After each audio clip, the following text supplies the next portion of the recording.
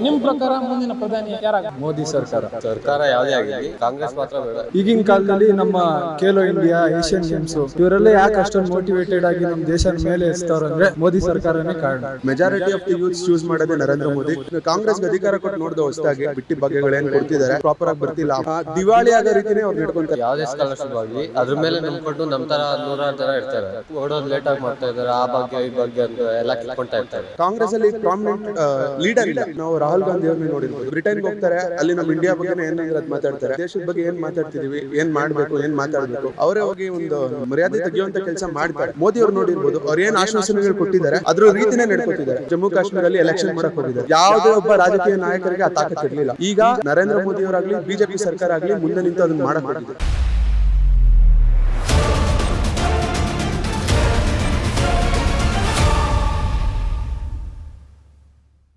S ವೀಕ್ಷಕರೇ, ಲೋಕಸಭಾ ಚುನಾವಣೆ ಹತ್ತಿರ ಇರುವ ಈ ಸಂದರ್ಭದಲ್ಲಿ ಪ್ರಧಾನಮಂತ್ರಿ ಯಾರಾಗಬೇಕು ಅನ್ನೋ ಪ್ರಶ್ನೆಯನ್ನು ಹೊತ್ತು ನಾವಿಲ್ಲಿ ಬಂದಿದ್ದೇವೆ. ಯಾರಾಗಬೇಕು ನಿಮ್ಮ ಮುಂದಿನ ಪ್ರಧಾನಿ ಅನ್ನೋದ್ರ ಬಗ್ಗೆ ಈ ಯುವ ಜನತೆ ಅಥವಾ ಯುವ ಸಮುದಾಯ ಏನು ಹೇಳುತ್ತೆ ಅವರನ್ನೇ ಕೇಳೋಣ, ಅಥವಾ ಪ್ರಧಾನಮಂತ್ರಿಗೆ ಇರಬೇಕಾದಂಥ ಕ್ವಾಲಿಟೀಸ್ ಏನು ಅದ್ರ ಬಗ್ಗೆ ಏನು ಕೇಳೋಣ. ನಮಸ್ತೆ, ನಿಮ್ಮ ಮುಂದಿನ ಪ್ರಧಾನಿ ಆಯ್ಕೆ ಯಾರು? ಸರ್, ನನ್ನನ್ನು ಕೇಳೋದಾದ್ರೆ ಆಸ್ ಎನ್ ಎಜುಕೇಟೆಡ್ ಯೂತ್ ನಾನು ಯಾರನ್ನ ಚೂಸ್ ಮಾಡ್ತೀನಿ ಅಂದರೆ, ದೇಶನ ಯಾರು ಮುನ್ನಡೆಸ್ತಿದ್ದಾರೆ ಪ್ರಾಪರ್ ಆಗಿ ಅವ್ರನ್ನ ಚೂಸ್ ಮಾಡೇ ಮಾಡ್ತೀನಿ. ನೋ ಡೌಟ್ ಎಲ್ಲ ಯೂತ್ಸು ಏನು ಚಾಯ್ಸ್ ಇದೆ, ನರೇಂದ್ರ ಮೋದಿ ಅವ್ರದ್ದು ನಂದು ಚಾಯ್ಸ್ ಆಗಿದೆ. Majority of the youths choose ಮಾಡೋದೇ ನರೇಂದ್ರ ಮೋದಿ. ಫಾರ್ ಎಕ್ಸಾಂಪಲ್, ನಾನು ಸ್ಟೇಟ್ ಗೌರ್ಮೆಂಟ್ ಕೊಟ್ಟು ಹೇಳ್ತೀನಿ. ಕಾಂಗ್ರೆಸ್ಗೆ ಅಧಿಕಾರ ಕೊಟ್ಟು ನೋಡಿದ ಹೊಸದಾಗಿ ಅವ್ರೇನೋ ಈ ಥರ ಏನು ಬಿಟ್ಟಿ ಬಗ್ಗೆಗಳೇನು ಕೊಡ್ತಿದ್ದಾರೆ ಅದನ್ನ ನೋಡಿದ್ದೀವಿ. ಯುವ ನಿಧಿ ಇನ್ನೂ ಕೂಡ ಬಂದಿಲ್ಲ ನಮಗೆ. ಅದೇ ರೀತಿ ಬೇರೆ ರೀತಿ ಏನೇನು ಭಾಗ್ಯಗಳು ಕೊಟ್ಟಿದ್ದಾರೆ ಅದು ಪ್ರಾಪರಾಗಿ ಬರ್ತಿಲ್ಲ, ಅಮೌಂಟ್ ಆಗಲಿ ಏನಾಗಲಿ. ದಿವಾಳಿ ಆಗೋ ರೀತಿನೇ ಅವ್ರು ನಡ್ಕೊತಾರೆ. ಆ್ಯಂಡ್ ದೆನ್ ಕಾಂಗ್ರೆಸ್ಸಲ್ಲಿ ಪ್ರಾಮಿನೆಂಟ್ ಲೀಡರ್ ಇಲ್ಲ. ಫಾರ್ ಎಕ್ಸಾಂಪಲ್, ನಾವು ರಾಹುಲ್ ಗಾಂಧಿ ಅವ್ರನ್ನೇ ನೋಡಿರ್ಬೋದು. ಬ್ರಿಟನ್ಗೆ ಹೋಗ್ತಾರೆ, ಅಲ್ಲಿ ನಮ್ಮ ಇಂಡಿಯಾ ಬಗ್ಗೆ ಏನಂದ್ರೆ ಅದು ಮಾತಾಡ್ತಾರೆ. ಅವರಿಗೆ ಲೈಕ್ ಹಿಡಿತಾ ಇಲ್ಲ, ಏನು ದೇಶದ ಬಗ್ಗೆ ಏನು ಮಾತಾಡ್ತಿದ್ದೀವಿ, ಏನು ಮಾಡಬೇಕು, ಏನು ಮಾತಾಡಬೇಕು. ಅವರೇ ಹೋಗಿ ಒಂದು ಮರ್ಯಾದೆ ತೆಗೆಯುವಂಥ ಕೆಲಸ ಮಾಡ್ತಾರೆ. ಅದು ಜನತೆ ಕೂಡ ನೋಡ್ತಿದೆ. ಬಟ್ ಆಸ್ ಎ BJP ಅಂತ ನಾನು ನೋಡ್ತಿಲ್ಲ. ಯಾರು ಲೀಡರ್ ಇದ್ದಾರೆ ಅವ್ರನ್ನ ನೋಡ್ತಿದ್ದೀನಿ. ಮೋದಿ ಅವ್ರು ನೋಡಿರ್ಬೋದು, ಅವ್ರು ಏನು ಆಶ್ವಾಸನೆಗಳು ಕೊಟ್ಟಿದ್ದಾರೆ ಅದ್ರ ರೀತಿನೇ ನಡ್ಕೊತಿದ್ದಾರೆ. ಫಾರ್ ಎಕ್ಸಾಂಪಲ್, ರಾಮ ಮಂದಿರ ಓಪನ್ ಮಾಡ್ತೀವಿ ಅಂದಿರೋದಾಗಿರ್ಬೋದು, ಅಧಿಕಾರಕ್ಕೆ ಬಂದರೆ ಕೆಲವೊಂದು ಆ್ಯಕ್ಟ್ಸ್ಗಳನ್ನ ತರ್ತೀವಿ ಅನ್ನೋದಾಗಿರ್ಬೋದು. ಈಗ ನೋಡ್ಬೋದು, ಜಮ್ಮು ಕಾಶ್ಮೀರಲ್ಲಿ ಎಲೆಕ್ಷನ್ ಮಾಡೋಕ್ಕೆ ಹೋಗಿದ್ದಾರೆ. ಯಾವುದೇ ಒಬ್ಬ ರಾಜಕೀಯ ನಾಯಕರಿಗೆ ಆ ತಾಕತ್ ಇರಲಿಲ್ಲ. ಈಗ ನರೇಂದ್ರ ಮೋದಿಯವರಾಗಲಿ, BJP ಸರ್ಕಾರ ಆಗಲಿ ಮುಂದೆ ನಿಂತು ಅದನ್ನು ಮಾಡೋಕ್ಕೆ ಹೋಗಿದೆ. ಅದಕ್ಕೆ ನಾನು ಅಪ್ರಿಷಿಯೇಟ್ ಮಾಡಬೇಕು. ಆಸ್ ಎನ್ ಯೂತ್ ನಾವು ಇದಕ್ಕೆ ಸಪೋರ್ಟ್ ಮಾಡ್ತಾ ಹೋಗಿ ದೇಶನ ಇನ್ನೂ ಗ್ಲೋಬಲ್ ಲೆವೆಲಲ್ಲಿ ಬೆಳೆಸಬೇಕು. ಅದಕ್ಕೆ ನಾವು ಓಟ್ ಹಾಕೋದನ್ನ ಯೋಚನೆ ಮಾಡಿ ಹಾಕಬೇಕು. ಯಾವುದೇ ರೀತಿ ಬಿಟ್ಟಿ ಭಾಗ್ಯಗಳಿಗೆ ಮೊರೆ ಹೋಗಿ ಓಟ್ ಹಾಕೋದಲ್ಲ. ಆ್ಯಂಡ್ ದೆನ್ ಇನ್ನೂ ಒಂದು ಹೇಳ್ಬೇಕಂದ್ರೆ, ಈಗೇನು ರಾಮ ಮಂದಿರ ಮಾಡ್ತಿದ್ದಾರೆ ಅದನ್ನು ರಾಜಕೀಯ ಅಂತ ಹೇಳ್ತಿದ್ದಾರೆ. ಹೌದು, ರಾಜಕೀಯ. ಯಾಕೆ ಈ ಬೇರೆ ಎಲ್ಲ ಪಾರ್ಟಿಗಳಿಗಿತ್ತು, ಕಾಂಗ್ರೆಸ್ಗಿತ್ತು ಚಾನ್ಸ್ ಇದು, ಅಥವಾ ಬೇರೆ ಯಾವುದ್ಯಾವುದು ಸಮ್ಮಿಶ್ರ ಸರ್ಕಾರ ಬಂದಾಗ ಅವ್ರಿಗೂ ಚಾನ್ಸ್ ಇತ್ತು. ಅವ್ರ್ಯಾರು ಮಾಡಲಿಲ್ಲ, ಬಿಕಾಸ್ ಅವ್ರಿಗೆ ಬೇಕಾಗಿಲ್ಲ. ಯಾವುದೋ ಒಂದು ಮತಗಳನ್ನ ಹೋಲಿಸ್ಕೊಬೇಕಿತ್ತು, ಮಾಡ್ತಿದ್ರು. ಬಟ್ ಇಲ್ಲಿ ಇವ್ರಿಗೆ ಚಾನ್ಸ್ ಇತ್ತು, ಇವ್ರು ಯುಟಿಲೈಸ್ ಮಾಡಿದ್ದಾರೆ. ದೇಶ ತುಂಬ ಪ್ರಚಾರ ಮಾಡ್ತಿದ್ದಾರೆ, ಮಾಡಲಿ, ಅದರಲ್ಲಿ ತಪ್ಪೇನಿಲ್ಲ. ಈಗ ಇವ್ರು ಇದಕ್ಕೆ ರಾಜಕೀಯ ಬಣ್ಣವನ್ನು ಬೆಳೀತಿದ್ದಾರೆ, ಬೇರೆ ಯಾವ್ದು ಪಕ್ಷ ಆಗಿರಲಿ ಅಥವಾ ಬೇರೆ ಲೀಡರ್ಸ್ ಆಗಿರಲಿ. ಬಟ್ ಒಂದೇನೇನು ಹೇಳ್ತೀನಿ ಅಂದರೆ, ಆ್ಯಸ್ ಎ ಯೂತ್ ದಯವಿಟ್ಟು ಯೋಚನೆ ಮಾಡಿ ಓಟ್ ಹಾಕಿ. ನನ್ನ ಚಾಯ್ಸ್ ನರೇಂದ್ರ ಮೋದಿ ಅವ್ರದ್ದು. ಒಬ್ಬ ಎಜುಕೇಟೆಡ್ ಯೂತ್ ಹಾಗೂ NCC ಕೆಡೆಟ್ ಆಗಿ ಹೇಳ್ತಿದ್ದೀನಿ, ನರೇಂದ್ರ ಮೋದಿಯವರೇ ಮುಂದಿನ ಪ್ರಧಾನಿ. ಈಗ ನರೇಂದ್ರ ಮೋದಿ ಅವರನ್ನ ಸೋಲಿಸುವ ನಿಟ್ಟಿನಲ್ಲಿ INDA ಎನ್ನುವ ಮೈತ್ರಿಕೂಟವನ್ನು ಮಾಡ್ಕೊಂಡಿದ್ದಾರೆ. ಅಲ್ಲಿಂದ ಕೇಳಿ ಬರ್ತಾ ಇರೋ ಎರಡು ಹೆಸರುಗಳು ರಾಹುಲ್ ಗಾಂಧಿ, ಹಾಗೆಯೇ ಪ್ರಸ್ತುತವಾಗಿ ಈಗ ಕೇಳಿ ಬರ್ತಾ ಇರೋ ಹೆಸರು ಮಲ್ಲಿಕಾರ್ಜುನ ಖರ್ಗೆ ಅವರದ್ದು. ಸೊ ಈ ಎರಡು ಒಂದು ಪ್ರಧಾನಿಯ ಅಭ್ಯರ್ಥಿಗಳ ಬಗ್ಗೆ ಏನು ಹೇಳ್ತೀರಾ? ನಾನು ಹೇಳೋದ ಪ್ರಕಾರ ಏನು ಹೇಳಿದ್ರೆ, ರಾಹುಲ್ ಗಾಂಧಿ ಬಗ್ಗೆ ಹೇಳಿದೆ. ಅವರಲ್ಲಿ ಲೀಡರ್ಗೆ ಇರಬೇಕಾದ್ರೆ ಯಾವುದೇ ಒಂದು ಗುಣಗಳಿಲ್ಲ. ಆ್ಯಸ್ ಎ ಲೀಡರ್ ಅವರು ಅವ್ರ ದೇಶದ ಬಗ್ಗೆನೇ ಅವ್ರು ಸ್ಟ್ಯಾಂಡ್ ತೊಗೊಳಕ್ಕೆ ರೆಡಿ ಇಲ್ಲ. ಅವ್ರ ಹಿಂದೆ ಯಾರಾದರೂ ಒಬ್ರು ಬೆನ್ನೆಲುಬಾಗಿ ನಿಂತು ಅವರು ತೆರೆಮರೆಯಲ್ಲಿ ಏನು ಮಾಡ್ತಾರೆ ಅದನ್ನು ಮಾಡ್ತಾರೆ ಹೊರತು ಅವ್ರ ಮಾತಿನ ಮೇಲೆ ನಿಗಾನೇ ಇರಲ್ಲ. ಅಂದಮೇಲೆ ಇನ್ನು ದೇಶನ ಹೇಗೆ ಮುನ್ನಡೆಸ್ತಾರೆ, ಅದೇ ಒಂದು. ಇನ್ನು ಮಲ್ಲಿಕಾರ್ಜುನ ಖರ್ಗೆ ಅವ್ರ ಬಗ್ಗೆ ಹೇಳೋದಾದ್ರೆ, ಅವರು ಕರ್ನಾಟಕದಲ್ಲಾಗಿರ್ಬೋದು, ಕರ್ನಾಟಕ ರಾಜಕಾರಣ ಆಗಿರ್ಬೋದು, ದೆಹಲಿ ರಾಜಕಾರಣ ಆಗಿರ್ಬೋದು ಅಂತ ಹೇಳ್ಕೊಳ್ಳೋ ಮಟ್ಟಿಗೆ ಅವ್ರ ಹೆಸರು ಛಾಪನ್ನು ಮೂಡಿಸಿಲ್ಲ ಅದು ರಾಜಕೀಯದಲ್ಲಿ. ಸೊ ಇವರಿಬ್ಬರು ನನ್ನ ಪ್ರಕಾರ ಹೊರ್ತಿಲ್ಲ ಸರ್. ಹೌದು. ನಿಮ್ಮ ಪ್ರಕಾರ ಮುಂದಿನ ಪ್ರಧಾನಿ ಯಾರಾಗಬೇಕು? ಮೋದಿ ಸರ್ಕಾರ. ಯಾಕೆ ಮೋದಿ ಅವರು ಮತ್ತೆ ಪ್ರಧಾನಿ ಆಗಬೇಕು ಅಂತ? ನಾನು as A student I should say that Modi government has done very much increasing the and motivating the youth into the sports. Specially ನಾನು ಸ್ಪೋರ್ಟ್ಸಲ್ಲಿ ಹೇಳ್ತೀನಿ. ಈಗಿನ ಕಾಲದಲ್ಲಿ ನಮ್ಮ ಖೇಲೋ ಇಂಡಿಯಾ, ಏಷ್ಯನ್ ಗೇಮ್ಸು ಇವರೆಲ್ಲ ಯಾಕೆ ಅಷ್ಟೊಂದು ಮೋಟಿವೇಟೆಡ್ ಆಗಿ ನಮ್ಮ ದೇಶದ ಮೇಲೆ ಎಸ್ತಾವ್ರು ಅಂದರೆ ಮೋದಿ ಸರ್ಕಾರನೇ ಕಾರಣ. ಸ್ಪೋರ್ಟ್ಸ್ ಬಗ್ಗೆ ಹೇಳಿದ್ರಿ, ಪರ್ಟಿಕ್ಯುಲರ್ಲಿ ಆ ಒಂದು ಮಹಿಳಾ ಒಂದು ಆಟಗಾರರ ಮೇಲೆ ಏನು ಒಂದು ದೌರ್ಜನ್ಯ ನಡೀತು, ಅದ್ರ ಬಗ್ಗೆ ಏನು ಹೇಳ್ತೀರಾ? ಅದ್ರ ಬಗ್ಗೆ ತಮಗೇನು ಅನ್ನಿಸ್ತು? ಇವಾಗ ಲೈಕ್ ವುಮೆನ್ ಎಂಪವರ್ಮೆಂಟ್ ಅನ್ನೋದು ಇನ್ಕ್ರೀಸ್ ಮಾಡಿದ್ದಾರೆ. ಎಲ್ಲ ಇವಾಗ ಆರ್ಮ್ ಫೋರ್ಸಸಲ್ಲಿ ನೋಡಿ ವುಮೆನ್ಸು ಆರ್ಮಿ ನೇವಿ ಏರ್ಫೋರ್ಸಲ್ಲಿ ಇನ್ಕ್ರೀಸ್ ಮಾಡವ್ರೆ. CAPF CRPF ಅಲ್ಲೂ ವುಮೆನ್ಗೆ DG ಅಂತ ದೊಡ್ಡ ಸ್ಥಳ ಮಟ್ಟದಲ್ಲಿ ಕೊಟ್ಟಿದ್ದಾರೆ ಅವ್ರಿಗೆ. ಸೊ ಅದ್ರ ತಕ್ಕಂಗೆ ಹೇಳಿದ್ರೆ ನಾವು ವುಮೆನ್ ಎಂಪವರ್ಮೆಂಟು ನಮ್ಮ ಮೋದಿ ಸರ್ಕಾರದ ಬೆಸ್ಟ್ ಡಿಸಿಷನ್. ಯಾವುದೇ ಸರ್ಕಾರನೂ ಈ ಥರ ಡಿಸಿಷನ್ ಲಾಗು ಮಾಡಿಲ್ಲ ಇನ್ನವರೆಗೂ. ಮೋದಿ ಸರ್ಕಾರ ಇದನ್ನು ಸ್ಟಾರ್ಟ್ ಮಾಡಿದ್ದಾರೆ. ಬೇರೆ ಮೋದಿ ಸರ್ಕಾರನೇ ಬರಲಿ, ಬೇರೆ ಸರ್ಕಾರನೇ ಬರಲಿ, ಇದನ್ನು ಮುಂದೆ ನಡೆಸಬೇಕು ಅಂತ ನನ್ನ ಅಭಿಪ್ರಾಯ. ನಿಮ್ಮ ಮುಂದಿನ ಪ್ರಧಾನಿ ಆಯ್ಕೆ ಯಾರು? ಮೋದಿಜಿನಿ ಸರ್. ಯಾಕೆ ಅಂತ? ಸರ್ ಈಗ ಪ್ರೀವಿಯಸ್ ಪ್ರೈಮ್ ಮಿನಿಸ್ಟರ್ ನೋಡಿರ್ತೀರಾ, ಅವ್ರು ಇಂಡಿಯಾಗೆ ಏನು ಮಾಡಿದ್ದಾರೆ. ಇಂಡಿಯಾ ಬೇರೆ ಕಂಟ್ರೀಸಲ್ಲಿ ಇಂಡಿಯಾ ಬಗ್ಗೆ ಅಷ್ಟೊಂದು ಗೊತ್ತಿಲ್ಲ ಯಾರಿಗೂ. ಯಾರು ಸಪೋರ್ಟ್ ಮಾಡಿದ್ರೆ ಇಂಡಿಯಾಗೆ ಯಾರು ಸಪೋರ್ಟ್ ಮಾಡಿ. ಈಗ ನರೇಂದ್ರ ಮೋದಿ ನೋಡಿದ್ದೀರಾ, ಎಲ್ಲ ನರೇಂದ್ರ ಮೋದಿ ಹತ್ರ ಬೇರೆ ಪ್ರೆಸಿಡೆಂಟ್ಸ್ ಬರ್ತಿದ್ದಾರೆ, ಪ್ರೈಮ್ ಮಿನಿಸ್ಟರ್ಸ್ ಬರ್ತಿದ್ದಾರೆ. ಈಗ ನಾಟೋ ಅಬ್ಸರ್ವ್ ಮಾಡಿದ್ದೀರಾ, ಮತ್ತೆ ಈಗ ರೀಸೆಂಟಾಗಿ ನಡೆದ ಕಾನ್ಫರೆನ್ಸ್ ಅಬ್ಸರ್ವ್ ಮಾಡಿದ್ದೀರಾ, ಎಲ್ಲ ಇಂಡಿಯಾಗೆ ಬರ್ತಿದ್ದಾರೆ. ಆ ಫ್ರೆಂಡ್ಶಿಪ್ ನೋಡಿ ಹೇಗಿದೆ ಅಂತ. ಅಂದರೆ ಪ್ರೀವಿಯಸ್ ನೋಡಿದಲ್ವಾ, ಇಂಡಿಯಾ ಎಲ್ಲೋ ಕಾರ್ನರಲ್ಲಿ ನಿಂತ್ಕೊಂತಿದ್ದು, ಇವಾಗ ಸೆಂಟರಲ್ಲಿ ಇದೆ ಸರ್. ಅದಕ್ಕೆ ಸರ್ ನರೇಂದ್ರ ಮೋದಿನ ಆಯ್ಕೆ ಮಾಡ್ಕೊತಿದ್ದೀನಿ. ನಿಮ್ಮ ಆಯ್ಕೆ ಯಾರು ಮುಂದಿನ? ಸರ್ ನಮ್ಮದು ಬಂದ್ಬಿಟ್ಟು ಮೋದಿ ಅವ್ರದ್ದೇ ಸರ್. ಮೋದಿ ಅವರು. ಯಾಕೆ ಮೋದಿ ಅವರು? ಮೋದಿ ಆ್ಯಕ್ಚುಲಿ ಅವ್ರದ್ದು ಈಗ 2 times ಅವರು ವಿನ್ ಆಗಿ ಇದು ಮಾಡಿದ್ದಾರೆ. ನೆಕ್ಸ್ಟ್ ಅವ್ರದ್ದು ಟಾರ್ಗೆಟ್ ಬೇರೆನೇ ಇದೆ ಸರ್ ಅವ್ರಿಗೆ. ಲೈಕ್ ಯೂತ್ಗೆ ಏನೇ ಸೌಲಭ್ಯಗಳು ಬೇಕಾದರೂ ಒದಗಿಸೋದಾಗಲಿ, ಯಾವುದೇ ಫೀಲ್ಡಲ್ಲಿ ಡೆವಲಪ್ಮೆಂಟ್ ಮಾಡೋದಾಗಲಿ ಅವ್ರಿಗೆ ಬೇರೆ ಪ್ಲ್ಯಾನಲ್ಲಿ ಹೋಗ್ತಿದ್ದಾರೆ. ಈಗ ಅವ್ರಿಗೆ ನೆಕ್ಸ್ಟು ನಾವು ಅವ್ರಿಗೆ ವೋಟ್ ಮಾಡಿ ವಿನ್ ಮಾಡಿಸಿದ್ರೆ ನಮಗೆ ಯೂಸ್ ಆಗುತ್ತೆ ಅನ್ಕೊಂತೀವಿ. ನಿಮ್ಮ ಆಯ್ಕೆ ಯಾರು? ನಮ್ಮ ಆಯ್ಕೆನೂ ನರೇಂದ್ರ ಮೋದಿ. ನರೇಂದ್ರ ಮೋದಿ. ಯಾಕೆ ಅಂತ? ರೀಸನ್ಸ್? ಯಾಕೆಂದರೆ ನಮ್ಮ ಇಂಡಿಯಾದಲ್ಲಿ ಫಸ್ಟ್ ಬಿಸ್ನೆಸ್ ಜಾಸ್ತಿ ನಡೀತಾ ಇಲ್ಲ. ಮೇಡ್ ಇನ್ ಇಂಡಿಯಾ ಮಾಡಿ ಹೊಸದಾಗಿ ಬಿಲಿಯನಿಯರ್ಸ್ ಎಲ್ಲ ಹುಟ್ಟಾಗ್ತಿದ್ದಾರೆ. ಮತ್ತು ಸ್ಟಾರ್ಟಪ್ ಕಂಪ್ನಿಗಳಿಗೆಲ್ಲ ಗ್ರೋ ಅಪ್ ಆಗ್ತಿದೆ. ಮತ್ತು ಸ್ಟಾಕ್ ಮಾರ್ಕೆಟ್ ಕೂಡ ಇನ್ಕ್ರೀಸ್ ಮಾಡ್ತಾಯಿದೆ. ಮತ್ತು ಔಟ್ಸೈಡ್ ಕಂಟ್ರಿ ಎಲ್ಲ ನಮ್ಮ ಪ್ರಾಡಕ್ಟ್ಸ್ನ ಸೇಲ್ ಮಾಡ್ತಾಯಿದ್ದಾರೆ. ಡಿಫೆನ್ಸಲ್ಲೂ ಅಷ್ಟೇ, ಬೇರೆ ಕಂಟ್ರಿಯಲ್ಲೆಲ್ಲ ನಾವೇ ಓನಲ್ಲಿ ಮಾಡಿ ನಾವೇ ಇಲ್ಲಿ ಬೇರೆ ಕಂಟ್ರಿಗೆ ಮಾಡ್ತಾಯಿದ್ದೀವಿ. ಸೊ ನಿಮ್ಮ ಮುಂದಿನ ಆಯ್ಕೆ ಯಾರು ಪ್ರಧಾನಿ? ಸರ್ಕಾರ ಯಾವುದೇ ಆಗಿರಲಿ, ಕಾಂಗ್ರೆಸ್ ಮಾತ್ರ ಬೇಡ. ಯಾಕಂದರೆ ನಮ್ಮ ಸ್ಟೇಟಲ್ಲಿ ಆಗ್ತಿರೋದೇ ಹಾಗೆ. SSB ಸ್ಕಾಲರ್ಶಿಪ್ ಆಗಲಿ, ಯಾವುದೇ ಸ್ಕಾಲರ್ಶಿಪ್ ಆಗಲಿ, ಅದ್ರ ಮೇಲೆ ನಂಬ್ಕೊಂಡು ನಮ್ಮ ಥರ 100 ಜನ ಇರ್ತಾರೆ. ಅದನ್ನ ಬಿಟ್ಬಿಟ್ಟು ಇವರೆಲ್ಲ ಓಡೋದು ಲೇಟಾಗಿ ಮಾಡ್ತಾ ಇದ್ದಾರೆ. ಆ ಬಗ್ಗೆ ಈ ಬಗ್ಗೆ ಅಂತ ಎಲ್ಲ ಕಿತ್ಕೊಳ್ತಾ ಇರ್ತಾರೆ. ಅದರಿಂದ ಕಾಂಗ್ರೆಸ್ ಮಾತ್ರ ಬೇಡ, ಇನ್ಯಾವ ಸರ್ಕಾರ ಆದರೂ ಬರಲಿ. ಕಾಂಗ್ರೆಸ್ ಒಟ್ಟಾರೆ ಬೇಡ ಅಂತಿದ್ರೆ. ಸರಿ, ಫೈನಲ್ ಈಗ ರಾಜ್ಯ ಸರ್ಕಾರದ ಒಂದು ಕಾರ್ಯವೈಖರಿ ಬಗ್ಗೆ ಏನು ಹೇಳ್ತೀರಾ? ಸರ್, ನಂದು ಬೇಸಿಕ್ ಥಿಂಗ್ ಏನಂದರೆ, ಒಬ್ಬ ಯಾವುದೇ ಒಂದು ಸರ್ಕಾರ ಆಗಲಿ ಒಂದು ಇಂಪ್ಲಿಮೆಂಟೇಷನ್ ಮಾಡ್ತಿದೆ ಅಂದರೆ ಅದರಿಂದ ಏನೇನು ಪಾಸಿಟಿವ್ ಆಗ್ಬೋದು, ನೆಗೆಟಿವ್ ಇಂಪ್ಯಾಕ್ಟ್ಸನ್ನು ಎಲ್ಲ ಥಿಂಕ್ ಮಾಡಬೇಕಾಗಿರುತ್ತೆ. ಈಗ ಇಂಪ್ಲಿಮೆಂಟ್ ಮಾಡಿಬಿಟ್ರು ಟ್ರಾನ್ಸ್ಪೋರ್ಟೇಷನ್ ಫ್ರೀ ಅಂತ, ಅದರಿಂದ ಆಟೋ ಡ್ರೈವರ್ಗಳಿಗೆ ಎಷ್ಟು ತೊಂದರೆ ಆಗ್ತಿದೆ, ಪ್ರೈವೇಟ್ ಬಸ್ ಓನರ್ಸ್ಗೆ ಎಷ್ಟು ತೊಂದರೆ ಆಗ್ತಿದೆ, ಇದನ್ನ ಯೋಚನೆ ಮಾಡ್ತಿಲ್ಲ. ಓಕೆ, ಫಸ್ಟ್ ಆಫ್ ಆಲ್ BMTCಯಿಂದ ತುಂಬ ಲಾಸ್ ಆಗ್ತಿತ್ತು. ಅಂಥದ್ರಲ್ಲಿ ಫ್ರೀ ಬಿಟ್ಟರೆ ಇನ್ನೂ ಎಷ್ಟು ಲಾಸ್ ಆಗುತ್ತೆ? ಈ ಲಾಸ್ ಫಿಲ್ ಮಾಡೋಕ್ಕೆ ಬೇರೆ ಎಲ್ಲಿಂದ ಅಮೌಂಟ್ ತರಬೇಕು? ಬೇರೆ ಈಗಲೇ ಕರ್ನಾಟಕ ಸ್ಟೇಟ್ ಗೌರ್ಮೆಂಟ್ ಸಾಲದಲ್ಲಿ ನಡೀತು. ಇನ್ನೂ ಅಮೌಂಟ್ ಇಲ್ಲಿ ಅಭಿವೃದ್ಧಿ ಕಾರ್ಯಗಳು ಕಮ್ಮಿ ಆಗುತ್ತೆ.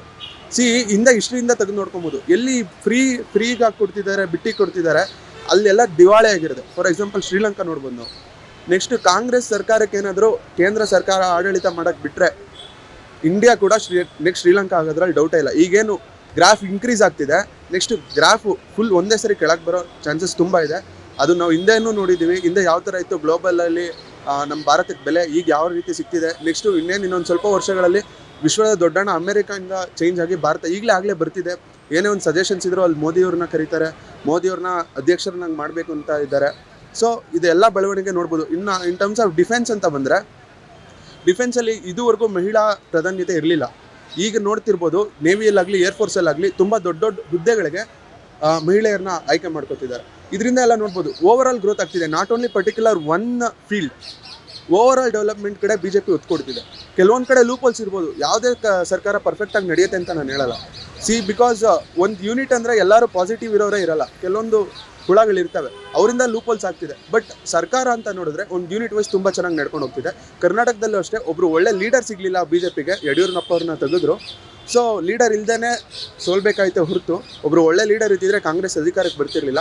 ಬಟ್ ಕಾಂಗ್ರೆಸ್ ಏನು ಅಧಿಕಾರಕ್ಕೆ ಬಂದಿದೆ, ಪ್ರಾಪರಾಗಿ ರೂಲ್ ಮಾಡ್ತಿಲ್ಲ ಅಂತ ನಾವು ನೇರವಾಗಿ ಹೇಳ್ಬೋದು. ವಿದ್ಯಾರ್ಥಿಗಳಿಗೆ ಸ್ಕಾಲರ್ಶಿಪ್ಸ್ ಬರ್ತಿಲ್ಲ, ಯುವ ನಿಧಿ ಅಂತ ತಂದರು, ಇನ್ನೂ ಬಿಟ್ಟಿಲ್ಲ. ಈಗೇನೋ ಬಿಟ್ಟಿದ್ದಾರೆ, ಅದು ಕೂಡ ಡಿಗ್ರಿ ಸೇರಿ ಪರ್ಟಿಕ್ಯುಲರ್ ರೂಲ್ಸ್ ಮಾಡಿಬಿಟ್ರು. ಆ ಡಿಗ್ರಿ ಬಿಟ್ಟು 6 ತಿಂಗಳು ಆಗಿರಬೇಕು, ಕೆಲ್ಸಕ್ಕೆ ಸೇರಿರಬಾರ್ದು. ಯಾರು ಸರ್ ಇರ್ತಾರೆ 6 ತಿಂಗಳು? ಮನೇಲಿ ಕಷ್ಟಗಳಿರ್ತವೆ, ಕೆಲ್ಸಕ್ಕೆ ಹೋಗ್ತಾರೆ. ಅದನ್ನೆಲ್ಲ ಯೂಸ್ಲೆಸ್ ಯೋಜನೆಗಳು ತಂದರು ನನ್ನ ಪ್ರಕಾರ. ಸೊ ಅದ್ರ ಬದಲು ಕನ್ನಡಿಗರು ಇಷ್ಟು ಪರ್ಸೆಂಟ್. ಇನ್ನೂ ಒಂದು ಮೈನ್ ಥಿಂಗ್ ಮಾತಾಡಬೇಕೇನೆಂದರೆ, ಕರ್ನಾಟಕದಲ್ಲಿ 3-4 ದಿನದಿಂದ ಸ್ಟ್ರೈಕ್ ನಡೀತಿದೆ. ಏನು 60% ಕನ್ನಡ ಬೋರ್ಡ್ ಇರಬೇಕು, ಮಿಕ್ಕಿದೆಲ್ಲ ಇಂಗ್ಲೀಷ್ ಬೋರ್ಡ್ ಇರಬೇಕು ಅಂತ. ಮೈನ್ ಥಿಂಗ್ ಒಂದು ಸರಿ ಯೋಚನೆ ಮಾಡಿ, ಕರ್ನಾಟಕದಲ್ಲಿ ಇದೀವಿ ನಾವು, ಬೇರೆ ಕಡೆ ಇಲ್ಲ. ಮೆಜಾರಿಟಿ ಕನ್ನಡಿಗರೇ ಇರೋದು. ಕರ್ನಾಟಕದಲ್ಲಿ ಕನ್ನಡಿಗನೇ ಕನ್ನಡ ಭಾಷೆಗೋಸ್ಕರ ಹೋರಾಟ ಮಾಡ್ತಿದ್ದಾರೆ ಅಂದರೆ ಲೆಕ್ಕ ಹಾಕಿ ಯಾವ ಸ್ಥಿತಿಗೆ ಬಂದು ನಿಂತಿದ್ದೀವಿ. ಕರ್ನಾಟಕ ಯಾವುದೇ ರೀತಿಯಾದ ಸ್ಟ್ಯಾಂಡ್ ತೊಗೊತಿಲ್ಲ ಸರ್ಕಾರ. ಇಲ್ಲಿ ನಾಚಿಕೆ ಆಗಬೇಕು ಈ ಸರ್ಕಾರಕ್ಕೆ.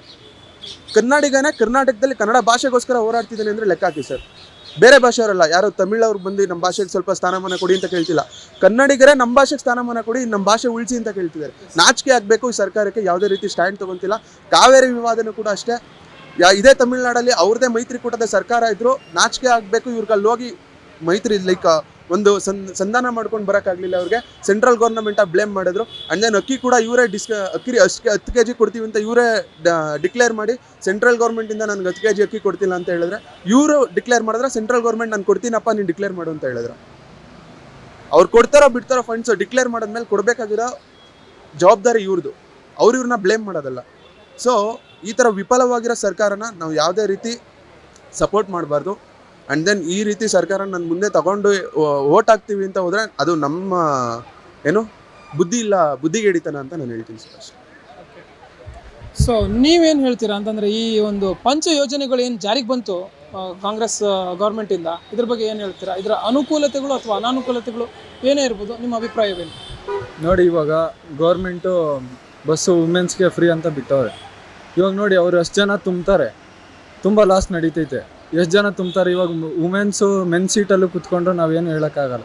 ಸೊ ಆ ಕಡೆ ನಮಗೂ ಈ ಕಡೆ ಅನುಕೂಲ ಆಯ್ತೈತೆ. ಮತ್ತು ಈ ಕಡೆ ವುಮೆನ್ಸ್ಗೆ ಮನೆಗೆ 3,000 6,000 ಹಂಗೆ ಅಂದ್ಬಿಟ್ಟು ಅದೊಂದು ಹಾಕ್ತವ್ರೆ. ಸುಮ್ಮನೆ ಅದು ಹೇಳೋಕ್ಕೆ ಮಾತ್ರ ರಿಜಿಸ್ಟ್ರೇಷನ್ ಮಾಡ್ಕೊತಾರೆ. ಮುಂದೆ ಏನೂ ಅಮೌಂಟ್ ಬರೋಲ್ಲ, ಏನಿಲ್ಲ, ಸುಮ್ಮನೆ ಹೆಸ್ರಿಗೆ ಮಾತ್ರ ಅವು. ಮತ್ತು ಇಲ್ಲಿ ಎಲೆಕ್ಟ್ರಿಸಿಟಿ ಬಿಲ್ಲು ಫ್ರೀ ಅಂತಾರೆ. ಕೆಲವ್ರ ಮನೆಗೆ ಬಿಲ್ ಬರುತ್ತೆ, ಅವ್ರು ಏನು ಮಾಡಬೇಕು? ಸೊ ಈ ಥರ ಎಲ್ಲ ಸುಳ್ಳು ಕಾರ್ಯ ಎಲ್ಲ ಮಾಡಿಸ್ತಾರೆ. ನಾವು ಏನೋ ಸರ್ಕಾರದಲ್ಲಿ ನಾವು ಏನೋ ಹೇಳೋಕ್ಕಾಗಲ್ಲ. ಅವ್ರು ಹೇಳ್ದಂಗೆ ನಾವು ಮಾಡಬೇಕು. ಜನರು ವೋಟ್ ಹಾಕ್ತಾರೆ, ಅವ್ರಿಗೇನು ಬುದ್ಧಿ ಇಲ್ಲ, ಏನಿಲ್ಲ. ಕಾಂಗ್ರೆಸ್ಗೆ ಅದೇನಕ್ಕೆ ವೋಟ್ ಹಾಕಿದ್ರೋ ಗೊತ್ತಿಲ್ಲ. ಸೊ ನನ್ನ ಹೇಳಂಗೆ ಒಳ್ಳೆ ಲೀಡ್ರು ಬಂದ್ರೇ ನಾವು ಒಂದು ಪ್ರಶಾಸನೆ ನಡೆಸ್ಬೋದು ಈ ದೇಶದಲ್ಲಿ. ಒಳ್ಳೆ ಲೀಡ್ರು ಇಲ್ಲಿ ಕರ್ನಾಟಕದಲ್ಲಿ ಇನ್ನೂ ಯಾರೂ ಬಂದಿಲ್ಲ ನನಗನ್ಸ್ದಂಗೆ. ಈಗ ವುಮೆನ್ಸ್ಗೆಲ್ಲ ಫ್ರೀ ಆಫ್ ಚಾರ್ಜ್ ಅಂತ ಹೇಳಿದ್ದಾರೆ. ಮೆನ್ಸಿಗೆ ಟಿಕೆಟ್ ಫೇರ್ ಜಾಸ್ತಿ ಆಗ್ತಿದೆ. ಈಗ ಆಟೋದಲ್ಲಿ ನಾವೆಲ್ಲರೂ ಹೋಗ್ಬೇಕಾ, ವುಮೆನ್ಸ್ ಯಾರು ಆಟೋಸ್ ತೊಗೊತಿಲ್ಲ. ನಮಗೆ ಮೆನ್ಸಿಗೆ ಜಾಸ್ತಿ ಮಾಡ್ತಿದ್ದಾರೆ ಫೇರ್ ಎಲ್ಲದರಲ್ಲೂ. ಕ್ಯಾಬ್ ಡ್ರೈವರ್ಸ್ ನೋಡಿರ್ತೀರಾ, ಬಂದು ಕೇಳ್ಕೊತಾರೆ, ಸರ್ ಇಲ್ಲೇ ಹೋಗ್ಬೇಕಾ, ನಾವು ಡ್ರಾಪ್ ಮಾಡ್ತೀವಿ ಅಂತ. ಆಟೋ ಡ್ರೈವರ್ಸು ಅಷ್ಟೇ. ಫಸ್ಟಿಗಿತ್ತ ಇಲ್ವಲ್ಲ, ಯಾರು ಬೇಕು ಅಂದ್ರೆ ಹತ್ಕೊಂಡು ಹೋಗ್ಬೇಕಿತ್ತು. ಈಗ ವುಮೆನ್ಸಿಗೆ ಫ್ರೀ ಮಾಡಿ ಬಸ್ಸೆಲ್ಲ ಅವರೇ ತುಂಬ್ಕೊತಾರೆ. ನಮಗೆ ನಾವು ಸ್ಟೂಡೆಂಟ್ಸ್ ಬಸ್ ಪಾಸ್ ಇಟ್ಕೊಂಡು ಹೋಗಿರ್ತೀವಿ, ನಮಗೆ ಜಾಗ ನಿಂತ್ಕೊಳಕ್ಕೆ. ನಾವು ಇನ್ನೊಂದು ಬಸ್ ಬರೋ ತನಕ ವೆಯ್ಟ್ ಮಾಡಬೇಕು. ಅದರಲ್ಲಿ ತುಂಬ ಬೋರ್ಡಲ್ಲಿ ಹಾಕಿರ್ತಾರೆ student pass as not allowed ಅಂತ. ನಾವು ಯಾವ ಬಸ್ಸಲ್ಲಿ ಬರಬೇಕು? ಬಸ್ ಇಲ್ಲದೆ ನಾವು ಕ್ಲಾಸಸ್ಗೆ ಲೇಟಾಗಿ ಬರ್ತಿದ್ದೀವಿ ಒಂದೊಂದ್ಸಲ. ನಮಗೆ ಬಸ್ಸೇ ಸಿಗಲ್ಲ, ನಮ್ಮ ಕ್ಲಾಸಿಗೆ ಹೇಗೆ ಬರೋಕ್ಕಾಗುತ್ತೆ? ಫ್ರೀ ಮಾಡೋದು ಮಾಡಲಿ, ಸಪ್ರೇಟ್ ಇಡಬೇಕಲ್ವಾ? ಸ್ಟೂಡೆಂಟ್ಗೆ ಸಪ್ರೇಟ್ ಇದೆ ಪರವಾಗಿಲ್ಲ. ಸ್ಟೂಡೆಂಟ್ಸು ಅದೇ ಬಸ್ಸಲ್ಲಿ ಬರಬೇಕು, ವುಮೆನ್ಸು ಅದರಲ್ಲೇ ಬರ್ತಾರೆ. ನಮಗೆ ನಿಂತ್ಕೊಳಕ್ಕೂ ಜಾಗ ಇರೋದಲ್ಲ, ಆ ಥರ ಆಗಿದೆ. ಸೊ ನೀವೇನು ಹೇಳ್ತೀರಾ? ಈ ಒಂದು ಕಾಂಗ್ರೆಸ್ ಗೌರ್ಮೆಂಟ್ನ ಒಂದು ಉಚಿತ ಯೋಜನೆಗಳೇನಿದೆ ತಲುಪ್ತಾ ಇಲ್ವಾ ಅಥವಾ ತಲುಪಿದ್ರೂ ಅನುಕೂಲ ಇಲ್ವಾ, ಏನು ಹೇಳ್ತೀರಾ?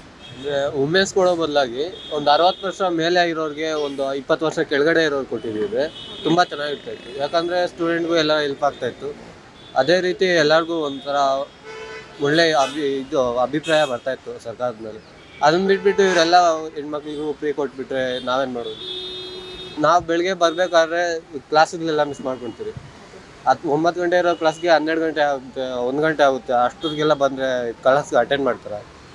ಅಟೆಂಡ್ ಮಾಡೋಕ್ಕೂ ಬಿಡೋಲ್ಲ. 75% ಬೇಕಾಗಿರುತ್ತೆ. ಆವಾಗ ಕೊಡೋದಿಲ್ಲ. ಫೈನ್ ಕಟ್ಟಿ ಅದು SSB ಸ್ಕಾಲರ್ಶಿಪ್ಗೆ ನಂಬ್ಕೊಂಡಿರ್ತೀರಿ. ಅದನ್ನೆಲ್ಲ ಬಿಟ್ಬಿಟ್ಟು ಇವರು ಅದನ್ನು ಕೊಡ್ತಾಯಿಲ್ಲ, ಇದನ್ನು ಮಾಡ್ತಾಯಿಲ್ಲ ಅಂದರೆ ಹೇಗೆ? ಅದಕ್ಕೆ ಈಗ ಯುವ ನಿಧಿ ಅಂತ ಏನು ಮಾಡಿದರೆ ಅದು ಡಿಸೆಂಬರ್ 26ಕ್ಕೆ ಏನು ಚಾಲ್ತಿಗೆ ಬಂತು. ಅದ್ರ ಬಗ್ಗೆ ಪರ್ಟಿಕ್ಯುಲರ್ ಆಗಿ ಆ ಒಂದು ಯೋಜನೆ ಬಗ್ಗೆ ಏನು ಹೇಳ್ತೀರಾ? ಈ ರೀತಿ ಯುವ ನಿಧಿ ಮಾಡೋದಕ್ಕಿಂತನೂ ಅಥವಾ ಬೇರೆ ಏನಾದರೂ ಮಾಡ್ಬೋದಿತ್ತು ಅಂತ ಅನಿಸುತ್ತಾ, ಅಥವಾ ಈ ಒಂದು ಪರ್ಟಿಕ್ಯುಲರ್ ಯೋಜನೆ ಬಗ್ಗೆ ಏನು ಅನುಕೂಲ ಇದೆ ಅಂತೀರಾ? ಸರ್, ಫಸ್ಟ್ ಆಫ್ ಆಲ್ ಯುವ ನಿಧಿ ಅಂತ ಇದೆಯಲ್ಲ, ಅದರಷ್ಟು ಫ್ರಾಡ್ ಅನೌನ್ಸ್ಮೆಂಟ್ ಇನ್ನೊಂದಿಲ್ಲ. ಜನನ ಲೇಸಿ ಮಾಡ್ತಿರೋದಿಲ್ಲ ಸರ್. ಯೂತ್ಸ್ ಯಾರು ಬಿಟ್ಟು ದುಡ್ಡು ಬರ್ತಿದೆ ಅಂತ ಕೆಲ್ಸಕ್ಕೆ ಹೋಗೋಕೆ ಇಷ್ಟಪಡಲ್ಲ. ಆ್ಯಂಡ್ ದೆನ್ ಕೊಡೋ 3,000ದಲ್ಲಿ ಅವ್ರ ಮನೆ ನಡೆಯಲ್ಲ. ಯಾರು ರೆಸ್ಪಾನ್ಸಿಬಲ್ ಯೂತ್ಸ್ ಇರ್ತಾರೆ, ಇವ್ರು ಕೊಡೋದನ್ನ ಕಾಯಲ್ಲ, ಅವ್ರು ಕೆಲ್ಸಕ್ಕೆ ಹೋಗೇ ಹೋಗ್ತಾರೆ. ಯಾರು ಲೇಸಿ ಇರ್ತಾರಲ್ಲ ಅವ್ರಿಗಿನ್ನ ಈ ದುಡ್ಡು ತೊಗೊಳ್ತಾರೆ, ಎಲ್ಲ ಮೋಜು ಮಸ್ತಿ ಮಾಡ್ತಾರೆ, ಇನ್ನೂ ಮನೆಗೆ ಭಾರ ಆಗ್ತಾರೆ ಹೊರತು ಕೆಲ್ಸಕ್ಕಂತೂ ಹೋಗಲ್ಲ. ಇದಕ್ಕಿಂತ ಬೆಸ್ಟ್ ಏನು ಮಾಡ್ಬೋದಿತ್ತು ಅಂದರೆ, ಇವರು ಒಬ್ಬ ಕನ್ನಡಿಗರಿಗೆ ಇಷ್ಟು % ಇಷ್ಟು ಕಂಪ್ನಿಲಿ ಇಷ್ಟು ಕೆಲಸ ಕೊಡಲೇಬೇಕು ಅನ್ನೋ ಥರ ಒಂದು ರೂಲ್ ಮಾಡ್ಬೋದಿತ್ತು. ಆ್ಯಂಡ್ ದೆನ್ ಇನ್ನೂ ಬೇರೆ ಬೇರೆ ಥರ ರೂಲ್ಸ್ ಇರ್ತಿತ್ತು ಸರ್. ರಿಸರ್ವೇಷನ್ ಕೊಡ್ಬೋದಿತ್ತು. ಇನ್ನೂ ಒಂದು ನೋಡಿ ಸರ್, NCC ಕೆಡೆಟ್ಸ್ ಇದೀವಿ ನಾವೆಲ್ಲ. NCC ಕೆಡೆಟ್ಸ್ಗೆ ಬೇರೆ ಸ್ಟೇಟಲ್ಲೆಲ್ಲ ಇಷ್ಟು ಪರ್ಸೆಂಟೇಜ್ ರಿಸರ್ವೇಷನ್ ಇರುತ್ತೆ, ಪೊಲೀಸ್ಗೆಲ್ಲ ಡೈರೆಕ್ಟ್ ರಿಕ್ರೂಟ್ಮೆಂಟ್ ಇರುತ್ತೆ. ಕರ್ನಾಟಕ ಗೌರ್ಮೆಂಟಲ್ಲಿ ಇದಿಲ್ಲ. ಕರ್ನಾಟಕ ಗೌರ್ಮೆಂಟ್ಗೆ ಈ ಮೂಲಕ ನಾನು ಏನು ಕೇಳ್ಕೊತೀನಿ ಅಂದರೆ, NCC ಕೆಡೆಟ್ಸ್ಗೆ ಬೇರೆ ಗೌರ್ಮೆಂಟ್ ಥರ ಡೈರೆಕ್ಟ್ ರಿಕ್ರೂಟ್ಮೆಂಟ್ ಬೇಡ, ಇಷ್ಟು ಪರ್ಸೆಂಟ್ ರಿಸರ್ವೇಷನ್ ಅಂತ ಕೊಡಿ ಸಾಕು. ನಮಗೆ ನಾವು ಎಕ್ಸಾಮ್ ಬರಿತೀವಿ, ಇಷ್ಟು ಪರ್ಸೆಂಟ್ ರಿಸರ್ವೇಷನ್ ಅಂತ ಕೊಡಿ. ತುಂಬ ಕಷ್ಟ ಬೀಳೋರಿದ್ದಾರೆ. ಆ್ಯಂಡ್ ದೆನ್ ಯುವ ನಿಧಿ ಬದಲು ಈ ಥರ ಎಲ್ಲ ಒಳ್ಳೆ ರೀತಿಯಾದ ಕೆಲಸಗಳು ಮಾಡ್ಬೋದಿತ್ತು. ಇನ್ನೂ ಒಂದು ಏನು ಥಿಂಗ್ ಅಂದರೆ, ಯುವ ನಿಧಿ ಯಾವ ಟೈಮಲ್ಲಿ ಅನೌನ್ಸ್ ಮಾಡ್ತಿದ್ದಾರೆ ನೋಡಿ, ಡಿಸೆಂಬರ್ 26 ಸರ್. ನೋಡಿ, ಎಲ್ಲರಿಗೂ ಡಿಗ್ರಿ ಆಲ್ಮೋಸ್ಟ್ ಮೆಜಾರಿಟಿ ಮುಗಿಯೋದು ಆಗಸ್ಟ್ ಸೆಪ್ಟೆಂಬರ್ ಟೈಮಲ್ಲಿ ಮುಗಿಯುತ್ತೆ. ಡಿಸೆಂಬರ್ 26 ಇವ್ರು ಅನೌನ್ಸ್ ಮಾಡ್ತಿದ್ದಾರೆ ಅಂದರೆ ನಮಗಿನ್ನ ಮುಗಿಯೋದು ನೆಕ್ಸ್ಟ್ ಇಯರ್ 26 ಆಯಿತು. ಪ್ರೀವಿಯಸ್ ಅಲ್ಲಿ ಮುಗಿದಿದೆ, ಅವ್ರಿಗೆ ಅಪ್ಲೈ ಮಾಡೋದಂದರೆ 6 months ಆಗಿರ್ಬೇಕಂತ ಡಿಗ್ರಿ ಮುಗಿದು.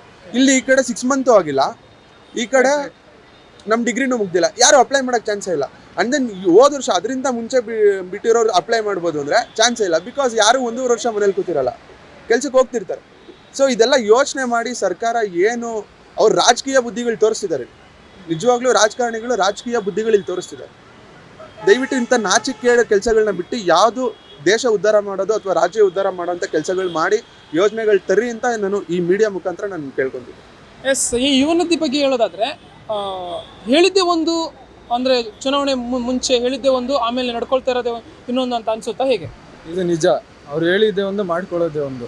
ಎಲ್ಲ ಕಡೆ ನೋಡ್ತೀರಾ, ಸ್ಟಾರ್ಟಿಂಗ್ ಒಂದು 4 ದಿನ ಮಾಡಿಸ್ತಾರೆ, ಆಮೇಲೆ ಅದಾಯಿತು ಇದಾಯಿತು ನಿಮ್ದು ಇದು ಸರಿ ಇಲ್ಲ ಅದು ಸರಿ ಇಲ್ಲ ಹೇಳ್ಬಿಟ್ಟು ಅವ್ರಿಗೆ ಕೊಟ್ಟಿರೋ ಸ್ಕೀಮ್ನೇ ಇಲ್ಲ ತಪ್ಪು ಅದು ಇದು ಅಂತ ಅವರೇ ಹೇಳಿ ಅಲ್ಲೇ ಮಣ್ಣಾಕಿ ಮುಚ್ಚಿಬಿಡ್ತಾರೆ. ಸೊ ಅದು ಕೊಡೋದು ಏನು ಯೂಸ್ ಇಲ್ಲವಲ್ಲ. ಮತ್ತೆ ಬೇಕು ಅಂತ ಯಾರು ಕೇಳಲಿಲ್ಲ, ಅವ್ರ ಪೆಟಿಷನ್ ಹಾಕ್ಲಿಲ್ಲ. ಯೂಸ್ಲೆಸ್, ಅದು ಯೂಸ್ಲೆಸ್, ಯಾರಿಗೂ ಬೇಕು ಇಲ್ಲ ಅದು. 6 monthsಗೋಸ್ಕರ ಯಾರು 3,000 ವೆಯ್ಟ್ ಮಾಡ್ತಾರೆ ಅಲ್ವಾ? Yes, thank you. ನೀವೇನು ಹೇಳ್ತೀರಾ ಈ ಯುವ ನಿಧಿ ಬಗ್ಗೆ ಪರ್ಟಿಕ್ಯುಲರ್ ಆಗಿ? ಯುವ ನಿಧಿ ಬಗ್ಗೆ ಅಷ್ಟೊಂದೇನಿಲ್ಲ, ಆದರೆ ಏನು ಚೆನ್ನಾಗಿಲ್ಲ ಅದು ಟೋಟಲಿ ಎಲ್ಲ ಪ್ರೀ ಪ್ಲ್ಯಾಂಡ್ ಸರ್. ಅದು ಪ್ರೀ ಪ್ಲ್ಯಾಂಡ್ ಅಂದರೆ ಲೈಕ್ ಈಗ ಸ್ಟೂಡೆಂಟ್ಸ್ಗೆ ನಾವು ಎಕ್ಸಾಮ್ಸು ಮುಗಿಯಲ್ಲ, ಈ ಕಡೆ 6 months ಆಗಿರಲ್ಲ. ಸೆಂಟ್ರಲ್ಲಿ ಆ ಕಡೆ ಅವ್ರು ಹೇಳಿರೋದು ಮಾಡೋಕ್ಕೂ ರೆಡಿ ಇಲ್ಲ. ಅವ್ರಿಗೆ ಗೊತ್ತು ಈ ಥರ ಆಗತ್ತೆ ಅಂತ ಗೊತ್ತು. ಸೊ ಅದಕ್ಕೆ ಈ ಥರ ಇದು ಮಾಡಿ ಪ್ಲ್ಯಾನ್ ಮಾಡಿಕೊಂಡು ಮಾಡಿದ್ದಾರೆ. ಇನ್ನೊಂದು ಪಂಚಯೋಜನೆಗಳು ಹೇಳಿದಾರಲ್ಲ, ಆಗ ಏನು ಮಾಡಿದ್ರು, ಸರ್ಟೈನ್ ರೂಲ್ಸ್ ತಂದರು. ಲೈಕ್ ಏನಪ್ಪ ರೇಷನ್ ಕಾರ್ಡು BPL ಇರಬೇಕು ಅಂತ. APL ಇರೋರೆಲ್ಲ ಏನು ಮಾಡಿದ್ರು, BPL ಮಾಡಿಸ್ಕೊಂಡ್ರು ಅನ್ಅಫಿಷಿಯಲ್ ಆಗಿ. ಬಟ್ ಅವ್ರಿಗೂ ಬರ್ತಿದೆ. ಇಲ್ಲಿ ಯಾರು ಬಡವರು ಯಾರು ಶ್ರೀಮಂತರು ಎಲ್ಲ ಕೊಲ್ಯಾಪ್ಸ್ ಆದಂಗೆ ಆಗಿದೆ. ಈಗ ಏನು ಮಾಡ್ತಿದ್ದಾರೆ ಅಂದರೆ ಅವ್ರಿಗೆ ಅರ್ಥ ಆಗ್ತಿಲ್ಲ. ನೋಡ್ಬೇಕು, ನಾವು ಯೋಚನೆ ಮಾಡಬೇಕು. ವೋಟ್ ಮಾಡೋಕ್ಕಿಂತ ಮುಂಚೆ ಒಂದು ಸಲ ನಾವು ಯೋಚನೆ ಮಾಡ್ಬೇಕು, ಯಾರು ಯಾವ ಸರ್ಕಾರನ ಆಯ್ಕೆ ಮಾಡ್ತಾಯಿದ್ದೀವಿ, ಯಾವ ವ್ಯಕ್ತಿನ ಆಯ್ಕೆ ಮಾಡ್ತಾಯಿದ್ದೀವಿ, ಯಾರು ಬಂದರೆ ಚೆನ್ನಾಗಿರತ್ತೆ, ಯಾರು ನಮ್ಮನ್ನು ಇದು ಮಾಡ್ತಾರೆ ಡೆವಲಪ್ ಮಾಡ್ತಾರೆ ಅನ್ನೋದನ್ನ ಯೋಚನೆ ಮಾಡಿಬಿಟ್ಟು ನಾವು ವೋಟಿಂಗ್ ಮಾಡಬೇಕು ಸರ್ ಮಾಡಬೇಕಾದ್ರೆ. ಹಾಗಿದ್ರೆ ಇನ್ನೇನು ಕೆಲವೇ ತಿಂಗಳಲ್ಲಿ ಲೋಕಸಭೆ ಚುನಾವಣೆ ಬರ್ತಾ ಇದೆ. ಈ ಒಂದು ಹಂತದಲ್ಲಿ ಒಬ್ಬ ಪ್ರಧಾನಿಗೆ ಇರಬೇಕಾದಂತಹ ಮುಖ್ಯವಾದಂತಹ ಒಂದು ಕ್ಯಾರೆಕ್ಟರ್ಸ್ ಏನಂತೀರಾ? ಸರ್, ಮೇನ್ ಥಿಂಗ್ ಅದೇ ಲೀಡರ್ಶಿಪ್ ಇರಬೇಕು. ಎಲ್ಲೋದ್ರೂ ನಮ್ಮ ದೇಶ ಅದು ಪ್ರಬುದ್ಧತೆಗೋಸ್ಕರನೇ ವರ್ಕ್ ಮಾಡೋ ಥರ ಇರಬೇಕು. ನೋಡಿ, ನಾನು ಮೋದಿಯವ್ರನ್ನ ಎಕ್ಸಾಂಪಲ್ ತೊಗೊಬೋದು. ಏನು ಬರೀ ಮೋದಿ ಅಂತ ಹೇಳ್ತಿದ್ದಾರೆ. ಆ ಥರ ಹೆಸರು ಮಾಡಬೇಕಂದ್ರೆ ಅವ್ರು ಏನಾದರೂ ಕೆಲಸಗಳು ಮಾಡಿರಬೇಕಲ್ಲ, ಆ ಥರ ಚಾಪ್ ಮೂಡಿಸ್ಬೇಕು. ಏನಂದರೆ ಲೈಕ್ ಇದುವರೆಗೂ ಅವ್ರು ಒಂದಿನೂ ರಜೆ ತೊಗೊಂಡಿಲ್ಲ. ಅವ್ರ ಪರ್ಸ್ನಲ್ ಇಶ್ಯೂಸ್ಗೋಸ್ಕರ ಅವ್ರು ನಿಮಗೂ ಗೊತ್ತಿರ್ಬೋದು, ಅದು ಅವ್ರು ರಜೆ ತೊಗೊಂಡಿಲ್ಲ. ಬೇರೆ ರಾಜಕಾರಣಿಗಳ ಥರ ಓತ್ಲ ಹೊಡಿತಿಲ್ಲ. ದಿನ ಅವ್ರು ಪ್ರತಿನಿತ್ಯ ಬೆಳಗ್ಗೆ 4 ಗಂಟೆಗೆ ಎದ್ದು ಅವ್ರ ನಿತ್ಯ ಕಾರ್ಯಗಳು ಮುಗಿಸಿ ಅವ್ರು ನೆಕ್ಸ್ಟ್ ಏನು ಮಾಡಬೇಕು ಅವ್ರ ಶೆಡ್ಯೂಲ್ ಕಡೆ ಹೋಗ್ತಾರೆ. ಅದೇ ಬೇರೆ ರಾಜಕಾರಣಿಗಳು ನೋಡ್ಬೋದು, ಮಗನ ಜೊತೆ ಫಾರಿನ್ ಟ್ರಿಪ್ಪು, ಇಲ್ಲ ಫ್ಯಾಮಿಲಿ ಜೊತೆ ಫಾರಿನ್ ಟ್ರಿಪ್ಪು, ಮಕ್ಕಳನ್ನ ಅಲ್ಲಿ ಕಳ್ಸೋದು, ಇಲ್ಲಿ ಮೋಜು ಮಸ್ತಿ. ಬಟ್ ಇದು ನೋಡ್ಬೋದು, ಸೆಲ್ಫ್ಲೆಸ್ ಸರ್ವಿಸನ್ನು ನಾವು ಇಲ್ಲಿ ಮೋದಿಯವ್ರ ಹತ್ರ ನೋಡ್ಬೋದು. ಪರ್ಟಿಕ್ಯುಲರ್ಲಿ ಮೋದಿ ಹತ್ರ ಅಲ್ಲ, ಬೇರೆ ಯಾವುದೇ ರಾಜಕಾರಣಿಗಳಾಗಲಿ ಅವರ ಆದರ್ಶಗಳನ್ನ ಒಳಪಡಿಸ್ಕೋಬೇಕು ಅಂತ ನಾನು ಹೇಳ್ತೀನಿ ಸರ್. ಎಸ್, ನಿಮ್ಮ ಪ್ರಕಾರ ಒಬ್ಬ ಪ್ರಧಾನಿಗೆ ಇರಬೇಕಾದಂತಹ ಗುಣಗಳು? ಸೇಮ್ ಲೀಡರ್ಶಿಪ್ ಕ್ವಾಲಿಟಿ ಇರಬೇಕು. ಈಗ ಮೋದಿ ಅವ್ರನ್ನ ನೋಡಬೇಕಾದ್ರೆ ಯಾವುದೇ ಕಂಟ್ರಿಗೆ ಹೋಗ್ರಿ, ಫಸ್ಟ್ ಅವ್ರು ಹೇಳೋದು ಇಂಡಿಯಾ ಅಂತಾರೆ, ಮತ್ತು ಮೋದಿನಾ ಅಂತಾರೆ. ಅವ್ರು ಯಾವ ರೇಂಜಿಗೆ ತೊಗೊಂಡು ಹೋಗಿದ್ದಾರೆ ಅಂದರೆ ಇನ್ನೂ ತೊಗೊಂಡು ಹೋಗ್ತಾರೆ. ಈಗ ತೊಗೊಂಡು ಹೋಗಿದ್ದಾರೆ ಅಂದರೆ ನೀವೇ ನೋಡ್ಬೋದು sir. Like mainly leadership quality ಅನ್ನೋದು ಇರಬೇಕು. ಹೇಗೆ ನಮ್ಮ ರಾಜ್ಯಕ್ಕೆ ಅಟ್ ಪ್ರೆಸೆಂಟ್ ಸಿಚುವೇಷನಲ್ಲಿ ಯಾವ ಥರ ನಾವು ಅವ್ರಿಗೆ ಡೆವಲಪ್ ಮಾಡ್ಬೋದು ಅಂತ ಇರಬೇಕು ಸರ್. ಅವ್ರ ನಾಲೆಜ್ ಇರಬೇಕು. Okay, fine. ಹಾಗಿದ್ರೆ ಈಗ ಒಟ್ಟಾರೆಯಾಗಿ ಈ ರಾಜ್ಯ ಸರ್ಕಾರದಿಂದ ಮತ್ತು ಕೇಂದ್ರ ಸರ್ಕಾರದಿಂದ ವಿದ್ಯಾರ್ಥಿಗಳ ಪರವಾಗಿರ್ಬೋದು ಅಥವಾ ಓವರಾಲ್ ಒಂದು ಸೊಸೈಟಿ ಪರವಾಗಿರ್ಬೋದು ಯಾವೆಲ್ಲ ಅಭಿವೃದ್ಧಿ ಕೆಲಸಗಳನ್ನು ಎಕ್ಸ್ಪೆಕ್ಟ್ ಮಾಡ್ತೀರಾ ತಾವು? ನೋಡಿ, ಇವಾಗ ಮೇಜರ್ಲಿ ನಾನು ಹೇಳ್ದಂಗೆ ಈ ಬಸ್ಸು ಮತ್ತು ರೈಲ್ವೇಸು ಇಂಥ ಟ್ರಾನ್ಸ್ಪೋರ್ಟೇಷನ್ ಡಿಪಾರ್ಟ್ಮೆಂಟಲ್ಲಿ ಆಗಿರಲಿ, ಮತ್ತು ಎಜುಕೇಷನಲ್ಲಿ, ಸ್ಪೋರ್ಟ್ಸು, ಈ ಥರ ಆಪರ್ಚುನಿಟೀಸು ಜಾಸ್ತಿ ಇನ್ಕ್ರೀಸ್ ಮಾಡಬೇಕು. ಮತ್ತು ನನ್ನ ಫ್ರೆಂಡ್ ಹೇಳ್ದಂಗೆ NCC ಕೆಡೆಟ್ಸ್ಗೆ ಈ ಥರ ಇಂಪ್ರೂವೈಸ್ಡು ಮತ್ತು ಮುಂದೆ ಈ ಪರ್ಸೆಂಟೇಜ್ ಎಲ್ಲ ಕೊಡೋದು ಇವೆಲ್ಲ ಮಾಡಬೇಕು, ರಿಸರ್ವೇಷನ್ಸ್ ಕೊಡಬೇಕು ಅವ್ರಿಗೆ. ಯಾಕಂದರೆ ನಾವು ಇಷ್ಟು ಕಷ್ಟಪಟ್ಟಿರ್ತೀವಿ, ಆದರೆ ಆ ಫಲ ನಮ್ಗೆ ಸಿಗಲ್ಲ ಅದ್ರ ತಕ್ಕಂಗೆ. ಸೊ ಅದನ್ನು ಇಂಪ್ರೂವೈಸ್ ಮಾಡ್ಬೋದು ಕೇಂದ್ರ ಸರ್ಕಾರ ಮತ್ತು ಸ್ಟೇಟ್ದು. ಸೊ ಈ ಥರ ಇಂಪ್ರೂವ್ ಮಾಡ್ಬೋದು ನಾವು. ನೀವೇನು ಹೇಳ್ತೀರಾ? ಇನ್ನು ಏನಂದರೆ 3 ತಿಂಗಳಲ್ಲಿ ಮತ್ತೆ ಒಂದು ಎಲೆಕ್ಷನ್ ಇಕ್ಬೇಕು ಸರ್. ಫಸ್ಟ್ ಇಯರ್ ಡಿಗ್ರಿಗೆ ಮಾತ್ರ ಇಡಬೇಕು ಅದು, ಆಗ ಒಂದು ಚೇಂಜಸ್ ತರ್ಬೋದು. ಗೌರ್ಮೆಂಟ್ನ ಬದಲಾಯಿಸ್ಬೋದು ಸರ್. ಕೇಂದ್ರ ಸರ್ಕಾರಕ್ಕೆ ಇದನ್ನು ಕೇಳ್ಕೊಡ್ತೀವಿ. ಓಕೆ, ಒಟ್ಟಾರೆಯಾಗಿ ಗಮನಿಸೋದಾದರೆ ಈ ಒಂದು ಇನ್ನೇನು ಚುನಾವಣೆ ಹತ್ತಿರ ಬಂತು, ತಾವೆಲ್ಲ ಒಂದು ಯೂತ್ಸ್ ಇದ್ದೀರಾ. ಸೊ ಈ ನಿಟ್ಟಿನಲ್ಲಿ ಯುವಕರು ಯಾವ ರೀತಿ ಮತದಾನ ಮಾಡಬೇಕು, ಅಂದರೆ ಯಾವ ರೀತಿಯಾದಂಥ ಮತದಾನ ಮಾಡಿದರೆ ಮುಂದೆ ಒಂದು ಸಮರ್ಥವಾದ ದೇಶವನ್ನು ಕಟ್ಟೋಕ್ಕೆ ಸಾಧ್ಯ ಅಂತ ಹೇಳ್ತೀರಾ? ಸರ್ ನಾನೇನು ಹೇಳಂದ್ರೆ ಅದೇ ಪಕ್ಷ ನೋಡಬೇಡಿ, BJP ಅಂತಾನೆ ನೋಡಬೇಡಿ, ವ್ಯಕ್ತಿ ನೋಡಿ ಮತ ಹಾಕಿ. ಅವ್ರ ಬಗ್ಗೆ ತಿಳ್ಕೊಳ್ಳಿ. ಒಂದು ಫಾರ್ ಎಕ್ಸಾಂಪಲ್ ನಾವು ಅಂಗಡಿಗೆ ಹೋಗಿ ಒಂದು ಬಟ್ಟೆ ತೊಗೊಳಕ್ಕೆ 10 ಸರಿ ಹಿಂದೆ ಮುಂದೆ ಯೋಚನೆ ಮಾಡ್ತೀವಿ. ನಾವು ಪ್ರೈಸ್ ಕೊಡೋಕ್ಕೆ ಬರ್ತಿದ್ಯಾ, ಹಾಕೋಬೋದಾ, ಚೆನ್ನಾಗಿ ಕಾಣುತ್ತಾ ಇಲ್ವಾ, ಜನ ನೋಡಿದ್ರೆ ಏನಂತಾರೆ, ಈ ಥರ. ಅಂಥದ್ರಲ್ಲಿ 130 ಕೋಟಿ ಇರೋ ಜನಸಂಖ್ಯೆ ನಾವು ಓಟ್ ಹಾಕ್ತಿದ್ವಿ ಅಂದರೆ 130 ಕೋಟಿ ಜನನ ಲೀಡ್ ಮಾಡ್ತಾನ ಇವನು, ಈ ಮನುಷ್ಯ ನಮ್ಮ ದೇಶನ ಒಂದು ಒಳ್ಳೆ ಸ್ಥಾನಕ್ಕೆ ತಗೊಂಡೋಗ್ತಾನ. 1000 ಸತಿ 10 ಸರಿ ಎಲ್ಲ 1000 ಸತಿ ಯೋಚನೆ ಮಾಡಿ ಓಟ್ ಹಾಕೋದ್ರಲ್ಲಿ ತಪ್ಪಿಲ್ಲ ಸರ್. ಯೋಚನೆ ಮಾಡಿ, ಎಲೆಕ್ಷನ್ ನಿಂತು ಯಾರು ನಿಲ್ತಿದ್ದಾರೆ, ಪರ್ಟಿಕ್ಯುಲರ್ಲಿ ನಿಮ್ಮ ಕಾನ್ಸ್ಟಿಟ್ಯೂಯೆನ್ಸಿಲಿ ಆಗಿರ್ಬೋದು, ಯಾರು ನಿಲ್ತಿದ್ದಾರೆ, ಈ ಯೋಗ್ಯತೆ ಏನು, ಇವನು ಏನು ಮಾಡಿದ್ದಾನೆ, ಏನು ಮಾಡಿಲ್ಲ, ಇವನು ಹಿಸ್ಟ್ರಿ ತೆಗಿಬೇಕು. ಸೊ ಆ ಸತ್ಯಾಸತ್ಯತೆಗಳನ್ನೆಲ್ಲ ನೋಡಿ ಅರ್ಹನೋ ಅಲ್ವೋ ನೋಡಿ ಓಟ್ ಹಾಕ್ಬೇಕು ಸರ್. ಓಕೆ, ನೀವೇನು ಹೇಳ್ತೀರಾ? ಅಂದರೆ ಈಗ ಚುನಾವಣೆ ಹತ್ತಿರ ಇರುವ ಸಂದರ್ಭದಲ್ಲಿ ಯುವಕರು ಯಾವ ರೀತಿ ಮತದಾನ ಮಾಡಬೇಕು, ಅಥವಾ ಹೇಗೆ ಅಂತಂದರೆ ಒಬ್ಬ ನಾಯಕನನ್ನು ಆಯ್ಕೆ ಮಾಡಬೇಕು ಅಂತೀರಾ? ಈಗ ಎಲ್ಲರಿಗೂ 20 ವರ್ಷ ಮೇಲೇ ಇರುತ್ತೆ, ವೋಟರ್ ಐ ಡಿ ಸಿಕ್ಕಿರುತ್ತೆ. ಈಗ ಎಲ್ಲರೂ ಹಣ ಕೊಟ್ಟಿದ ತಕ್ಷಣ ಅವ್ರಿಗೆ ಹೋಗಬೇಕು, ಈ ಥರ ಆಗುತ್ತೆ. ನಿನಗೆ BJP ಹಣ ಕೊಟ್ಟಿಲ್ಲ, ಕಾಂಗ್ರೆಸ್ ಅವ್ರು ಕೊಟ್ಟಿದ್ದಾರೆ, ನಾನು ಕಾಂಗ್ರೆಸ್ಗೆ ಹಾಕ್ತೀನಿ, BJP ಅವ್ರು ಕೊಟ್ಟರೆ ಅವ್ರಿಗೆ ಹಾಕ್ತೀನಿ ಅಂತ ಯೋಚನೆ ಮಾಡಿ. ಹಣ ಅಲ್ಲ, ವ್ಯಕ್ತಿಯ ಗುಣ ಮತ್ತು ಅವ್ರು ಹೇಗೆ ಜನದ ಕಡೆ ನೋಡ್ಕೊತಾರೋ, ಯಾವ ಥರ ನಮಗೆ ಸೌಲಭ್ಯಗಳನ್ನ ಕೊಡ್ತಾರೋ ಆ ಥರ ನೋಡಿ ವೋಟ್ ಮಾಡಬೇಕು ಅಂತ ಅಂದ್ಕೊತೀನಿ. Thank you. ಎಸ್ ವೀಕ್ಷಕರೇ, ಇದಾಗಿತ್ತು ಇಲ್ಲಿನ ವಿದ್ಯಾರ್ಥಿಗಳ ಒಂದು ಮಾತು. ಹಣಬಲ ನೋಡಿ ಅಥವಾ ಹಣವನ್ನು ನೋಡಿ ವೋಟ್ ಮಾಡಬಾರ್ದು. ಒಂದು ಮುಂದಿನ ಉತ್ತಮವಾದ ಸಮಾಜಕ್ಕಾಗಿ ಒಬ್ಬ ಒಳ್ಳೆಯ ನಾಯಕನನ್ನು ಆಯ್ಕೆ ಮಾಡಬೇಕು. ಅದು ಕೂಡ ಪಕ್ಷವನ್ನು ಬಿಟ್ಟು ಪಕ್ಷಾಂತರವಾಗಿ, ಅಂದರೆ ವ್ಯಕ್ತಿಗತವಾಗಿ ಅವರನ್ನು ಆಯ್ಕೆ ಮಾಡಬೇಕು. ಹಾಗೆಯೇ ವಿದ್ಯಾಭ್ಯಾಸಕ್ಕೆ ಹೆಚ್ಚಿನ ಒತ್ತನ್ನು ನೀಡಬೇಕು.